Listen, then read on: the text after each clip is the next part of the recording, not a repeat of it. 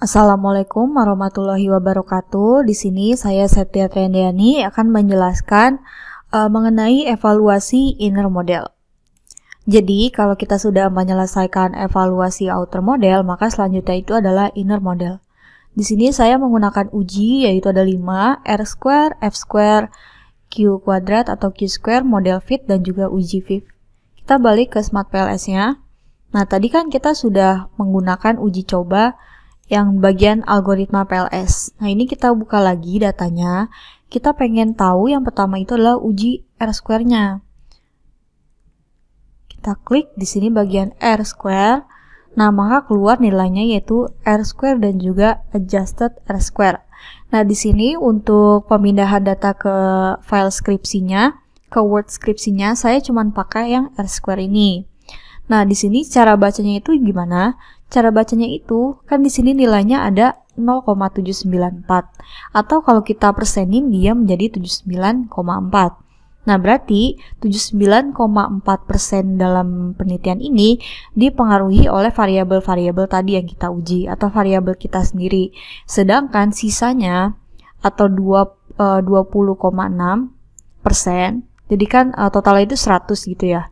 Nah, sisanya itu dipengaruhi oleh variabel di luar penelitian yang tidak kita uji. Nah, kalau menurut aturan rule of thumb ya, atau aturan pedomannya, untuk R square menurut Chin dan juga Hare et al, dia itu ada model yang kuat, moderat, dan juga lemah. Di sini kita dapat nilai 0,79. Berarti dia masuknya ke model kuat, baik menurut Chin ataupun Hare. Nah, selanjutnya kita uji untuk F square. F square tinggal klik yang di bawahnya, maka keluar nilainya.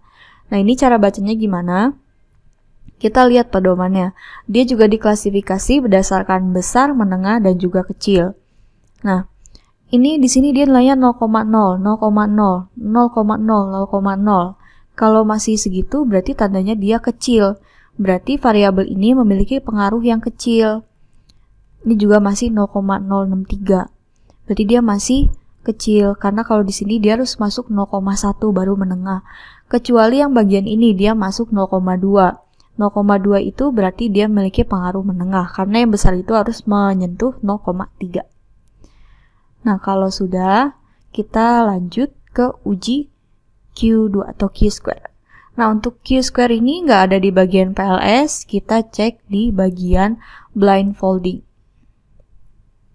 Ini ikutin saja pengaturannya, lalu mulai perhitungan.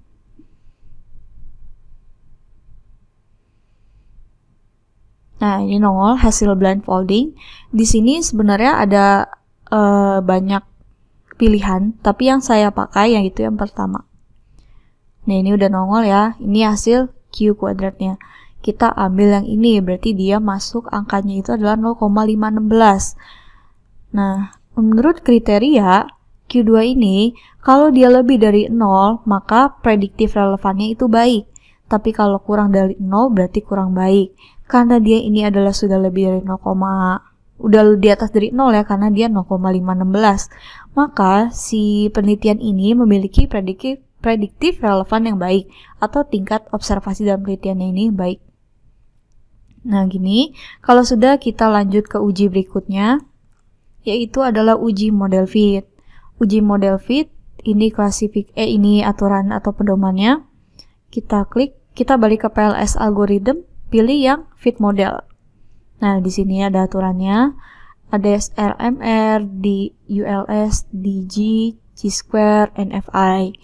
Di sini saya cuma pakai 2 aja untuk SRMR sama NFI-nya. Nah, menurut Ghazali, kalau dia di bawah 0,08, maka memiliki model yang fit atau model yang baik. Nah, di sini dia nggak nyampe 0,08 ya, masih di bawah. Jadi dia baik. Nah, untuk NFI-nya, dia 0,68. Kalau di kategori 0,68 itu termasuk kuat. Nah, ini habis itu kita lanjut uji berikutnya, yaitu uji FIF. Nah, uji FIF ini menurut Ghazali, dia itu nilainya bisa dikatakan bagus jika di bawah 10 atau di bawah 5. Kita klik yang collinearity statistic. Nah, baik outer atau inner, kita boleh pakai dua-duanya. Kita cek nilainya, apakah ada yang lebih dari 10. Karena nggak ada, baik di outer ataupun innernya, ini bahkan di bawah 5. Berarti bisa dikatakan data ini baik. Nah, ini uji inner, 5 uji ini sudah kita lakukan. Nah, sekian dari saya, kurang lebihnya mohon maaf. Wassalamualaikum warahmatullahi wabarakatuh.